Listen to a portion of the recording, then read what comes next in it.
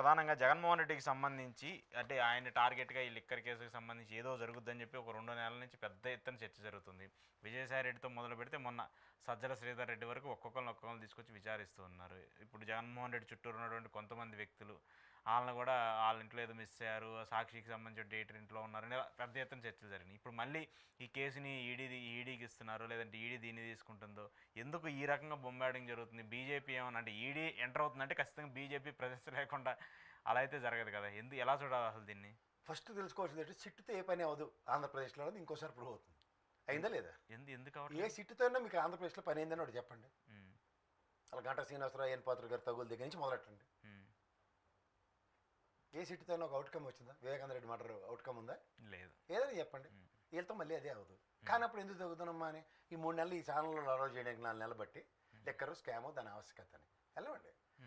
ED దగ్గరికి వెళ్ళడమే కావాలి. ఈడీ దగ్గరికి వెళ్తే కడిగిన ముత్యంలో అవుతుంది. ఫస్ట్ మీ సిట్టు అవ్వదు, చేత కాదు అని ఒప్పుకోనట్టే లెక్క. అంటే ఇవన్నీ టపాచి పుత్రులు కబుర్లే కదా, రాజకీయంగా జరిగినాయి అనుకోవాలి. అంటే గ్యారంటీగా దీని అవుట్కమ్ మీద ఇప్పుడు జగన్మోహన్ రెడ్డి సెంట్రిక్గా తిప్పుదామని చూస్తుంది దగ్గర మ్యాచ్ ఫిక్సింగ్ ఐపీఎల్ మ్యాచ్లు అనుకున్న రేటువి. చెన్నై వాడు ఎంత బాగా ఆడుతున్నాడు, ముంబై వాడు అంత బాగా ఆడుతున్నాడు, వాళ్ళు అవుట్ అయిపోవాలని ఎవడో బుక్ చేసినట్టుగా మ్యాచ్లు ఆడినట్టుగా ఈ జగన్మోహన్ రెడ్డిని అరెస్ట్ చేయాలి. అలా ఉంటాడు పెప్సీ చూడండి, నాకు ఆ పెప్సీయే కావాలన్నట్టు జగన్మోహన్ రెడ్డిని అరెస్ట్ చేయాలనుకుని మీరు డిసైడ్ అయితే వ్యవస్థలు డిసైడ్ అవ్వడం అంత ఈజీ కాదు కదా. అభియోగం మోపడం it's a matter of fact. అభియోగాన్ని జస్టిఫై చేయడం వెరీ క్రిటికల్. ఎవరైనా కామెంట్స్ దేముంది ఎవరైనా చేయొచ్చు. బట్ దాని పేపర్లు రాసినట్టే ఉంటుంది. ఇవాళ చదవండి, సిగ్గుపడి సవాలు రాసిన రాతకాడు. అందుకని జర్నలిజం చదువుకుంటారా పనికిమాల అదలరని తిట్టాలని ఉంది నాకు. ఎందుకంటే మన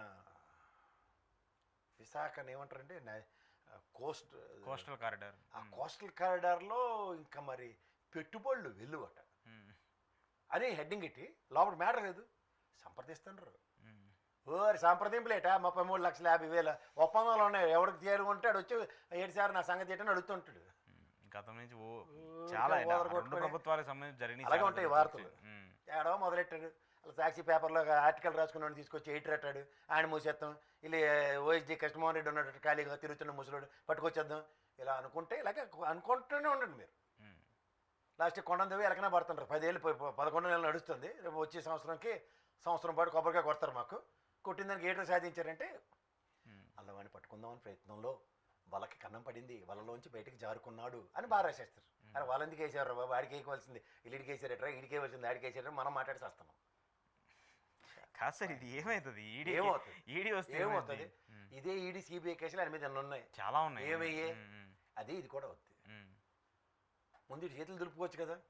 కొత్త టాపిక్ ఇచ్చింది నాకు, ఇవి ఎక్స్పైర్ అయిపోయింది, నా వల్ల కావట్లేదు, దీంట్లో దీర్ఘాలు తీయలేకపోతున్నానని ఈ జర్నలిస్ట్ ముసుగులో చాలామంది అవుతున్నాడు చెప్పాడని అర్థం. అదే విషయం లేదు. రోజు జగన్మోహన్ రెడ్డి లిక్కర్లో నెలమాలుగలు తవ్వేసి అలాగే వెళ్ళిపోతేట ఆ డబ్బులు ఏటైపోయాయి ఆయన దగ్గర అన్న మాట్లాడి శేఖర్తో యాసాలు ఎత్తే ఎవడు ఊరుకుంటాడు? అలా కాగడు ఊరుకుంటాడా? లేదు, డేటా ఉంటుంది దానికి సంబంధించి. మరి డేటా ఇప్పుడు నీకు కాగ్ రిపోర్ట్లో లిక్కర్లో ఎంత అన్యాక్రాంతం అయింది ఎక్కడైనా ఎస్టాబ్లిష్ అయితే మాట్లాడదాం. లేదంటే బ్రవరస్కి ఆపరేషన్ అప్పు తీసుకొచ్చింది 20,000 కోట్లు అన్యాక్రాంతం అయిపోయింటే మాట్లాడవచ్చు. ఇవన్నీ dot dot dot dot dot dot అన్ని స్ట్రైట్ లైన్ అయ్యి ఉన్నప్పుడు యాడ్ నుంచి డాట్ నుంచి డీవియేషన్ తీసుకొస్తారు.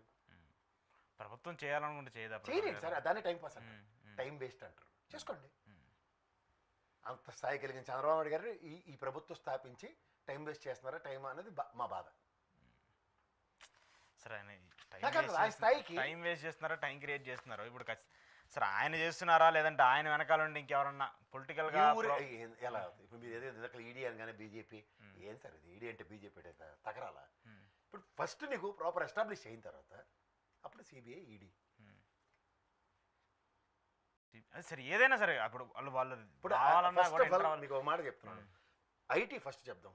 Liquid form of cash Jaganmohan Reddy ఇచ్చిన డేటాలో లేదంటే ఐటీ రైడ్లో దొరికింది క్యాష్, ఇలాంటివి ఏమైనా ఉంటే నెక్స్ట్ లెవెల్ టు ఈడీ ప్రాక్టికల్గా. లేదా ఇందులో అన్యాక్రాంతమైంది, ఇగో మా దగ్గర నుంచి దీనికి ఫర్దర్ ఎక్స్టెన్షన్ కావట్లే, లీడ్ ఏది? ఇదే ఈడీ ఢిల్లీ లిక్కర్ స్కామ్లో ఒక్క ఇంచు ముందుకు వెళ్ళైపోయింది. మహా అయితే ఒక అరెస్ట్లు పొలిటికల్ ఈక్వేషన్స్ మార్చుకోవడానికి అలా అనుగుణంగా చేసిన గిమ్మిక్కే తప్ప ఈడీ వల్ల అవుట్కమ్ ఏమొచ్చింది? అదే వాళ్ళు మనీ దానికి ఏదో 50 కోట్లు 100 కోట్లు అని చెప్తూ ఉన్నారు. దిక్కుమాల టాగుణింతాలు ఎవరికి కావాలి? అంటే ప్రూవ్ అయిన ఇంతవరకు అది సక్సెస్ఫుల్గా ప్రూవ్ అయిన వాళ్ళు మొన్న ఏం కూడా prove అయింది? వాళ్ళు ప్రూవ్ అవ్వలేదు అంటున్నా. అదే వాళ్ళు చెప్పండి. చేసినవి కూడా ఒక 2% ఏమో, వాళ్ళు ఫైల్ చేసిన కేసెస్లో సక్సెస్ రేట్ కూడా 2% ఏమో ఉంది. మిగతా సార్ అన్ని మీకు కూడా ఒక ఇంకా మాట చెప్తాను, పెండింగ్లోనే ఒకప్పుడు ఉన్నాయి. ఎన్ఫోర్స్మెంట్ డైరెక్టరీ అండ్ సిబిఐ కనుక ఏదైనా కేసెస్ టేకప్ చేస్తే 97% సక్సెస్ రేషియో వచ్చింది.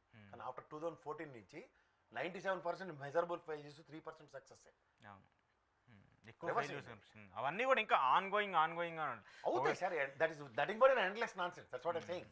ఇప్పుడు నిజంగా ఇది జరిగింది అని ఐడెంటిఫై చేసిన తర్వాత ఆ క్లూతో లీడ్ అవ్వడం ముందుకి. ఇప్పుడు ఇది ఈడీకి వెళ్ళినా ఇంకో 40-30 సంవత్సరాలు పెట్టేటట్టు ఉంటుంది. వాళ్ళు మళ్ళీ స్టార్టింగ్ నుంచి స్క్రాచ్ నుంచి మళ్ళీ ఏం జరిగింది ఏంటి అనేది కూడా మొదలు పెట్టేసరికి మళ్ళీ 5 ఏళ్ళు మనకి అయిపోతుంది. లిక్విడ్ ఫార్మ్ ఆఫ్ క్యాష్ చలామణిలో ఉందా లేదా అంటే ఉందని ఎవడైనా ఆన్సర్ ఉన్నప్పుడు అది ఎలా డివేట్ అయింది అన్న దాని మీదే కదా చేయవలసిన ఇన్వెస్టిగేషన్. అందులో వీళ్ళ వల్లే కాలేదంటే ఇంకా ఆడి వల్ల ఏమవుతుంది? సిట్ వల్లే కాలేదంటే ఇంక ఈడీ వచ్చి ఏం చేస్తుంటారు. ఇప్పుడు ఏరకొన్నావు బ్రవరేజ్ కార్పొరేషన్కి ప్రభుత్వం కొంది సార్. ఇప్పుడు ఎవరు నీలటోడో బ్రోకర్ ఉన్నాడు అనుకో, వీడి త్రూగా జరిగింది సార్, మొత్తం డబ్బులు ఎత్తేసాడంటే మన ఇద్దరం కూర్చొని మాడాలి. మన పట్టుకోకుండా ప్రభుత్వం కొన్నది ప్రభుత్వం అమ్మింది, ఈ రెండు స్టాండ్ స్టిల్ అన్నప్పుడు ఇందులో డీవియేషన్ ఎట్రా అంటే అబ్బదబ్బ కథలు చెప్తుంటారు.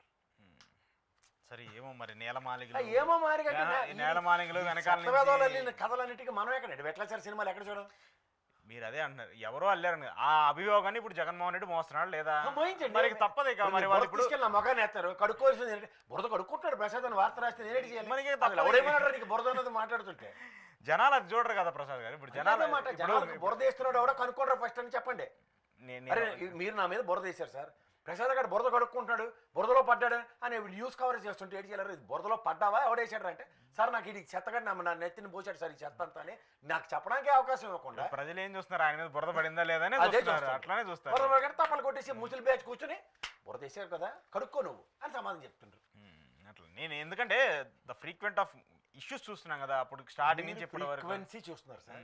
నాకు చేతులు ఎత్తిడు చెట్టు గురించి మొదటి నుంచి తెలుసు. నాట్ ఓన్లీ అంటే నేను ఇష్యూస్ బేస్ చెప్తాను. ఇప్పుడు అదానికి సంబంధించిన పవర్ గురించి చెప్పారు, అప్పుడు చాలా పెద్ద ఎత్తున 1200 కోట్లు 1400 కోట్లు అంటే నేను అదే చెప్తాను, 1200 కోట్లు 14 కోట్లు జగన్మోహన్ రెడ్డి. సరే ఇప్పుడు అది అయిపోయింది, మళ్ళీ అదే చంద్రబాబు నాయుడు గారు అదే 4 రూపాయలకు 60 పైసలకు ఇచ్చారు. ఎప్పుడు ఒప్పందం వాళ్ళ ప్రభుత్వం టెన్యూరే ఇవే కదా బీపీఎల్ రద్దు చేసింది జగన్మోహన్ రెడ్డి. అంటే జగన్మోహన్ రెడ్డిని ఆరోపణలు చేస్తారు. ఇందులో నాకు తెలిసినంత మీకు ఎవరికి తెలియదు.